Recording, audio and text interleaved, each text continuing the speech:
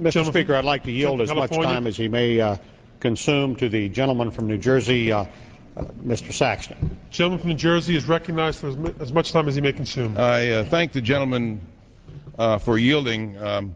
First, let me begin by saying that I've observed several speakers here during this debate who I'm sure in good faith made the representation that they did, that the short-term redeployment or surge was not a recommendation of the Iraq Study Group.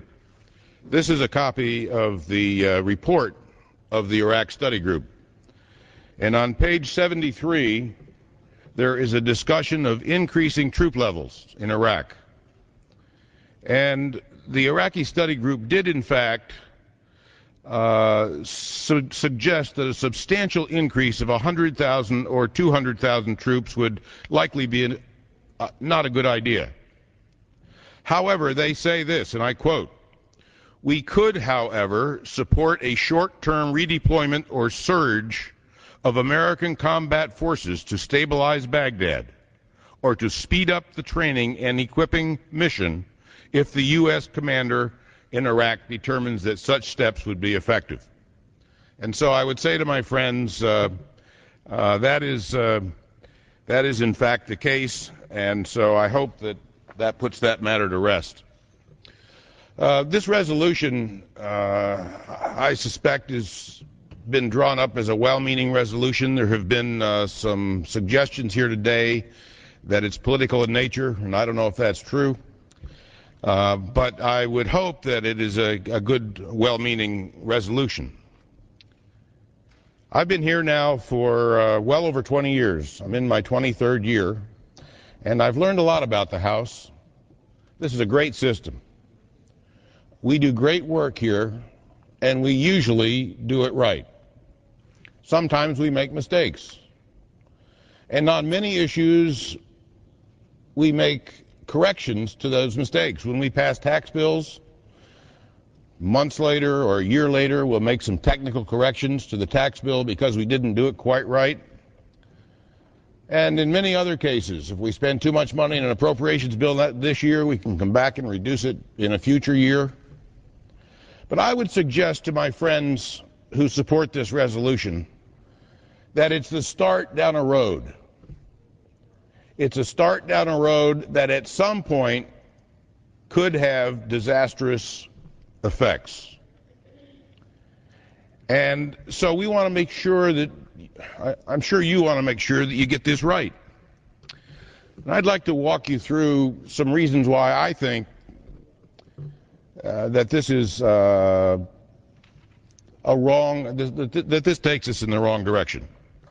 In fact, there's much evidence to point to the fact that the enemy is watching what we're doing, that they have learned from our past mistakes, and that they are in fact hoping that this resolution passes for some fairly obvious reasons. Let me go through 4 case studies that we have made about similar situations. First, a situation in Lebanon.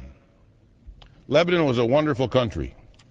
It was a democracy, had a parliament, had Christians and Muslims living together, sharing power. And in the middle 1970s, things began to change. The big change was that fundamentalist Islam came to town. Hezbollah came to town. And in 1975, a war erupted, which has been called a civil war. It was the emergence of a multi-sided militia groups, sectarian violence, and civilian massacres. Sounds familiar. In 1982, the UN sent in a multinational force to try to quell the violence. And on October 23rd, 1983, the Marine barracks was bombed by Hezbollah with the support of Iran.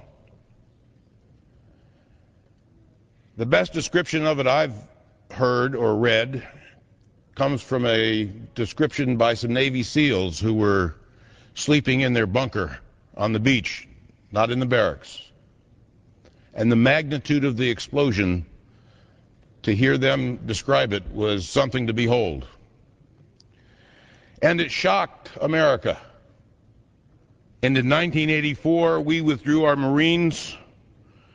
The remainder of the peacekeeping force was gone by April of 1984. There was no serious U.S. retaliation for the Beirut bombing. The civil war continued until 1990.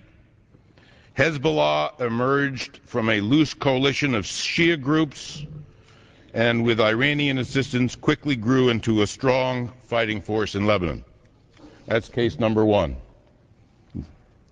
Case number two. We've got troops today in Afghanistan. If things had happened somewhat differently a couple of decades earlier, they might not be there at all. But in the mid-1980s, the Afghan resistance builds momentum with Muslim fighters to recruit a jihad against the Soviets.